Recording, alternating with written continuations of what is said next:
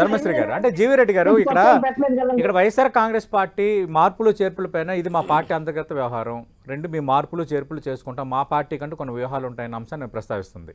ఇంకా టీడీపీ జనసేన ఈ టికెట్లు అభ్యర్థుల మార్పు ఇవన్నీ ప్రకటించలేదు కాబట్టి, కానీ మీరు ప్రకటించినా కూడా ఇలాంటి సమస్యలు ఉంటాయి, ఇలాంటివి చోటు చేసుకుంటాయి అనేది వాళ్ళు చెప్తుంది. నేను ఇందాక చెప్పాను, అది వాళ్ళ పార్టీ అంతర్గత అంశం.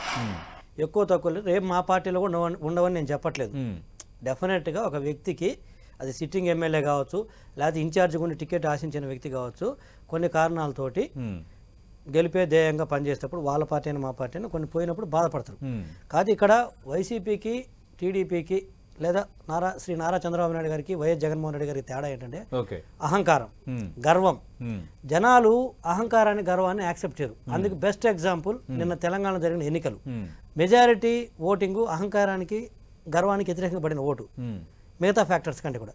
ఈరోజు కాపు రామచంద్రారెడ్డి గారు చెప్పింది ఏంటి, ఇది ఎందుకు అహంకారం గర్వం అంటే శ్రీ నారా చంద్రబాబు నాయుడు గారు 2019లో ఉదాహరణకి పరుచూరు చీరాలకు సంబంధించిన అతను ఆమంచి కృష్ణమోహన్ గారికి టికెట్ ఇవ్వలేని పరిస్థితులు ఉంటే కుదరకపోతే ఆయన పిలిపించడం కోసం ఈయన వెయిట్ చేశాడు. ఆయన రాకుండా వెళ్ళిపోయాడు తప్పితే అట్లా చాలా మంది అభ్యర్థుల్ని ఈయన వెయిట్ చేసి పిలిపించి సర్ది చెప్పాడు, ఇలా కుదరదు మీరు ఇక్కడికి వెళ్ళాలని. ఎక్కడ కూడా అపాయింట్మెంట్స్ ఈయన పిలిపించి ఇచ్చాడు, వాళ్ళు అడగటం కాదు. ఈ రోజు కాపు రామచంద్రారెడ్డి గారు 2009లో కాంగ్రెస్ ఎమ్మెల్యే గెలిచి వైసీపీ పార్టీ పెడితే ఆడ వదులుకొని వచ్చి ఎంత తిరిగితే ఈ రోజు టికెట్ ఇవ్వకపోయారు. వారు చెప్తున్న మాట్లాడే కనీసం అపాయింట్మెంట్ కూడా ఇవ్వలేదు. అదేవిధంగా మా పక్క నియోజకవర్గ ఎమ్మెల్యే అన్నా రాంబాబు గారు స్టేట్ లో జగన్మోహన్ రెడ్డి గారి తర్వాత సెకండ్ హైయెస్ట్ మెజార్టీ 81,000 కోట్ల ఈ రోజు పిలిచారు.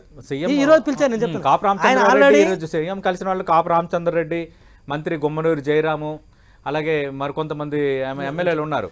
నేనంటే ఇది ఎప్పుడు చేతులు కాలేక ఆకులు పట్టుకున్నట్టు అనమాట. 81,000 మెజారిటీతో గెలిచిన వ్యక్తి కూడా నేను పోటీ చేయనని తప్పుకున్నాడు. ఈ రోజు ధర్మశ్రీ గారు ఎమ్మెల్యేగా ఉన్నారు కదా, వారిని చెప్పానండి 151 మంది ఎమ్మెల్యేలు ఎంతమంది ముఖ్యమంత్రి గారిని కలిశారు. వారు గతంలో కూడా కాంగ్రెస్ పార్టీలో ఉన్నప్పుడు కాంగ్రెస్ ముఖ్యమంత్రులు తోటి సీఎం ఛాంబర్లకు అలా వెళ్ళిపోయి ఎమ్మెల్యేలు కానీ మంత్రులు అలా వెళ్ళిపోయి తిరిగి వచ్చేవాళ్ళు, ఒక సాధారణ విజిటర్స్ లెక్క.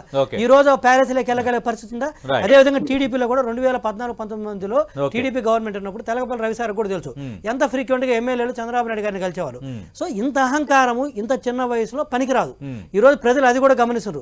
ఒక మంత్రులకి క్యాబినెట్ లో కలవాలా ముఖ్యమంత్రిని, ఇంకా లేకపోతే బయట దర్శనం దొరకదా? ఎమ్మెల్యేలకి అసెంబ్లీలో కలవాలా, ఇక బయట దర్శనం దొరకదా? ఎంతమంది ఎమ్మెల్యేలు ముఖ్యమంత్రి గారిని కలిసి వారి నియోజకవర్గ సమస్యలు చెప్పి నిధులు తీసుకెళ్లగలిగారు? ఎంతసేపు నేను బటన్ నొక్కుతాను మీరు చూసుకోండి అంటే తప్పితే అది ఈ రోజు అహంకారానికి ఈ రోజు వీళ్ళందరూ బాధపడటం. ఇప్పుడు టికెట్ రాకపోతే మా పార్టీలో కూడా బాధపడతారు. నేనేమో మా పార్టీలో బాధపడరు, జై చంద్రబాబు నాయుడు గారు అంటూ వెళ్ళరు. కాకపోతే రెస్పెక్ట్ ఎగ్జిస్ట్ అనేది ఒకటి ఉంటుంది. ఈ రోజు వైసీపీలో ఎంతమందికి ఆ రెస్పెక్ట్ ఎగ్జిస్ట్ ఉందో చెప్పమనండి.